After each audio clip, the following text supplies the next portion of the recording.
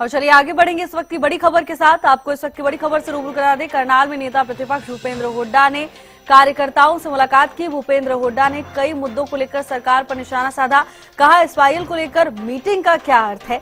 SYL को लेकर supreme court का फैसला हरियाणा के हक में है। एसवाईएल पर जनता को गुमराह किया जा रहा है। अपराध में आज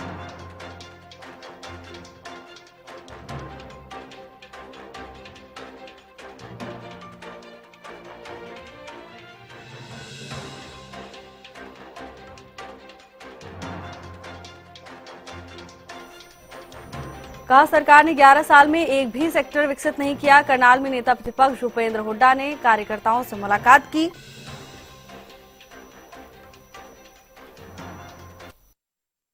लिए आए थे जिला के अध्यक्ष ने कई सालों के बाद जो संगठन सर्जन के अंतर्गत जो जिला के अध्यक्ष बने हैं, तो अब ब्लॉक के बनेंगे, जिला कमेटियां बन गई है, संगठन मजबूत होगा। तो पहले के को बेमायने हैं, लोगों को गुमराह कर रहे हैं। एसवाईएल की मीटिंग का मेरे समझ में नहीं आया।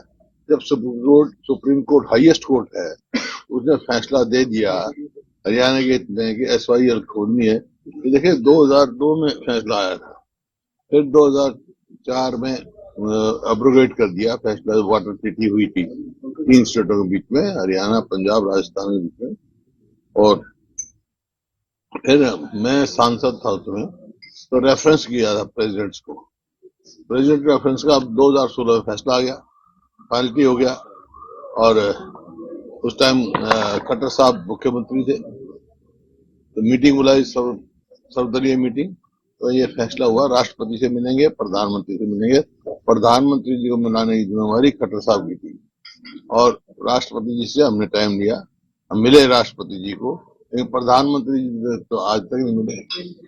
हम गए, जब गृह मंत्री मिले, और वहां सुप्रीम कोर्ट के वकील भी आया था, वहां मैंने सवाल पूछा था कि भाई अब इसमें क्या बोला, ये ऑर्डर फाइनली अटेन कर चुका है, इसमें कुछ नहीं है। उन्हें जब फैसला हो चुका, अब बैठ का मायने ही मैं समझा। क्राइम तो अपराध चरम सीमा पर है।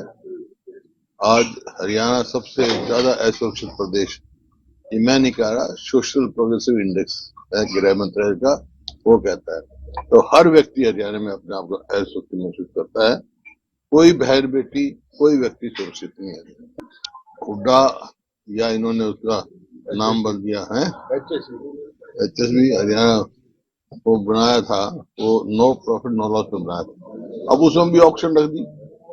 पहले लॉटरी से निकलते थे, आम आदमी रीच में थे, और अब EDC वगैरह बढ़ाकर उसमें भी ज्यादा हो गया, आम आदमी की रीच से बाहर हो गए। इस बात से अवैध कॉलोनियां कामयाब है। हुड्डा सेक्टर डेवलप करे, इस सरकार ने 11 साल में एक भी सेक्टर डेवलप नहीं किया, तो बड़ा भारी उसका तहस करके तुरंत देना चाहिए, स्पेशल रिकवरी करा के। ये 2-2 साल के कंपनसेशन है, नहीं पड़े घोटाले की और कोई काम ही नहीं सरकार का। धान का घोटाला रोज एक नहीं पड़ा तातिया के बाद। तो धान घोटाला तो हुआ था, अधिकारी गिरफ्तार नहीं हुए, FIR दर्ज हुई, सस्पेंशन हुई, लेकिन अधिकारी गिरफ्तार नहीं हुए, इक्का दुक्का छोड़ के। ये छोटे मारते गाज गिराते हैं। नहीं, धान घोटाला में तो किसी न किसी संरक्षण में हो रहा है।